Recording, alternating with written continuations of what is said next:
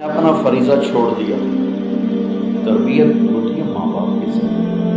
ہم 3 سال کا بچہ اسکول ڈال دیتے اور روتا ہوا جاتا ہے، روتا ہوا آتا ہے، وہ ماں باپ سے دور ہو جاتا ہے. پھر یہ اے لیول، او لیول، کتنے اے، کتنے بی، کتنے سی، تباہ کر دیا بچوں کی شخصیت کو.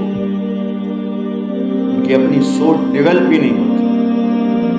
پھر آپ کی لائف، مجھے ایک واقعہ یاد آ گیا فیصل آباد کا. میرے ایک دوست ہیں، ان کا اسکول ہے، تو ایک ڈاکٹر اور 1.5 ڈاکٹر کے بچے وہاں پڑھتے تھے. وہ دونوں میاں بیوی آئے کہ جی 3 دن ہو چکے ہیں ہمارے بچے کھانا نہیں کھا رہے گھر، اور ہم پوچھتے ہیں تو بتاتے ہیں. 1.5 ڈاکٹر تو اللہ کو پیاری ہوگی. تو انہوں نے دونوں بچے بلا لی. ابھی یہ آپ کے امی اور ابو کہہ رہے ہیں آپ لوگ کھانا نہیں کھاتے. ہاں. اور کیوں نہیں کھاتے؟ کہیں ان کے سامنے نہیں بتائیں گے. تو انہوں نے دونوں کو باہر بٹھا دیا. اب بتاؤ.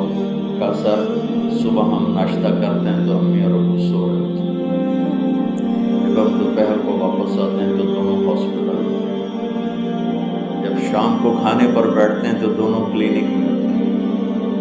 پورا ہفتہ ہم ان کو دیکھتے نہیں.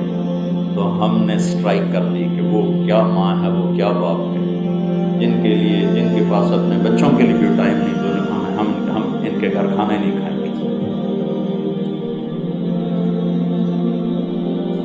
میرے نبی ایک اعتدال کی زندگی سکھا کر گئے. میرے نبی نے اپنے ٹائم کو 4 حصوں میں تقسیم کیا ہوا تھا. ایک لوگوں کے لیے، اس میں لوگوں کے ساتھ. ایک اللہ کے لیے، اس میں کسی کے ساتھ. ایک اپنی ذات کے لیے. آپ حیران ہوں گے 9 بیویاں زندہ اور کپڑے خود دھوتے تھے.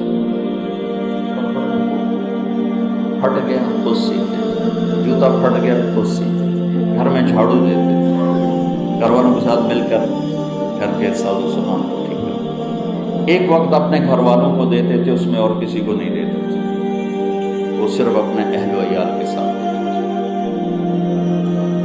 4 حصوں میں ٹائم کو تقسیم کیا ہوا تھا. اس ہستی نے جن سے زیادہ مصروف نہ پہلے آئے گا نہ بعد میں آئے گا، جن سے زیادہ ذمہ داری کا بوجھ لینے والا نہ پہلے آیا نہ بعد میں آیا. تو انہوں نے اپنا ٹائم کو یوں بیلنس کیا ہوا تھا. تو پہلا قصور ماں باپ کا ہے جو اولاد کو ٹائم ہی نہیں دیتے. 3 سال کا بچہ اسکول جائے گا. میرے نبی نے کہا 7 سال تک نماز بھی نہ کہو. 10 سال کے بعد میرے نبی نے کہا نماز کی بات اب ذرا سختی سے کہو.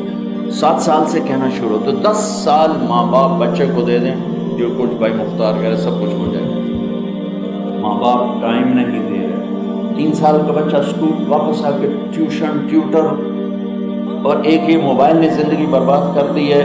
بچے بیٹھے ہو سب اپنا موبائل دیکھ رہے ہوتے ہیں. آپس میں تعلق ختم ہو گیا ہے. ماں اپنا دیکھ رہی، ابا اپنا دیکھ رہے، بچے اپنا دیکھ رہے، بچی اپنی دیکھ رہی. سب فیصل آباد کا سچا واقعہ ہے. ہمارے جاننے والے ایک خاتون ٹیچر تھی، وہ پیپر چیک کرتے رونے لگی. تو ان کے میاں بیٹھے تھے پاس. تو وہ کہنے لگے کیوں رو رہی ہو؟ تو انہیں پیپر آگے کر دی.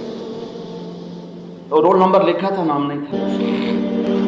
اس میں ایک کوشچن تھا آپ کیا بننا چاہتے ہیں؟ تو بچے نے لکھا تھا کہ I want to be a smart phone. میں یہ آئی فون بننا چاہتا ہوں کہ میں جب گھر آتا ہوں نہ میری ماں توجہ دیتی ہے نہ میرا باپ. ماں سے بات کرتا ہوں تو وہ دیکھتی فون کو ہوں میرے ساتھ کرتی ہے. باپ سے بات کرتا ہوں تو وہ دیکھتا فون کو ہوں میرے ساتھ کرتا ہے.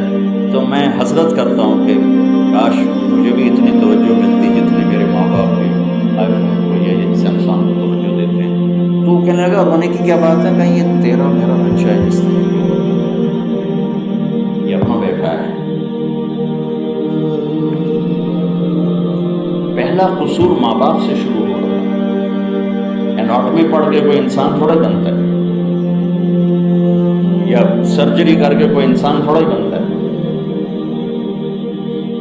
انسانیت تو میرے نبی کے در سے ملتی ہے، میرے نبی کی زندگی سے ملتی ہے. جو نہ ماں باپ سکھاتے ہیں تو ادارے کہاں سے سکھائیں گے؟ ایک ماں 2 بچے نہیں سنبھالتی اور ٹیچر سے کہتی میرے بچے سنبھال، جو 40 پہلے لے کے بیٹھی ہوئی، 30 پہلے لے کے بیٹھی ہوئی. اور آگے میں ایک لطیفہ سنایا کرتا ہوں، آگے تنخواہیں تھوڑی، اور اتنے 2 بچوں سے ماں تھک جاتی ہے، 30 بچوں سے ٹیچر نہیں تھکے. تو ایک وہ ہنسی لطیفہ ہے، ٹیچر نے کہا بچوں بولو COP صاحب کا. تو بچوں نے کہا میں COP کا ہوتا ہے، کہا نہیں بولو COP صاحب، کہا نہیں میں COP کا. کہا بچوں اتنی تھوڑی تنخواہ میں COP صاحب کی رکھے.